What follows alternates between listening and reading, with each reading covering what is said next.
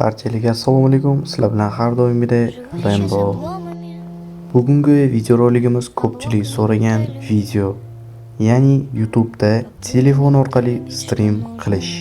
Videoni boshlashdan avval kanalimizga like bosib, obunani bosib qo'yish esdan chiqmasin.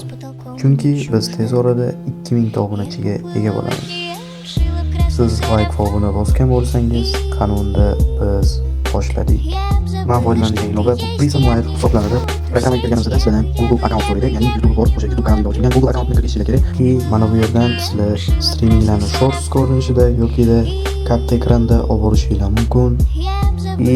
Ichkarini, ya'ni ekranda nima chiqib turishini to'g'rilashimiz uchun bizga stenkani bosishimiz kerak bo'ladi. Bu yerda sizlar chat qo'shishingiz mumkin. Rasmlar qanaqadir silkalar qo'shishingiz mumkin. Masalan, men bu yerga donat silkamni yozib qo'yganman. Bu yerdan sizlar streaminglarga nom qo'yishingiz va avatarka, ya'ni preview qo'yishingiz mumkin bo'ladi.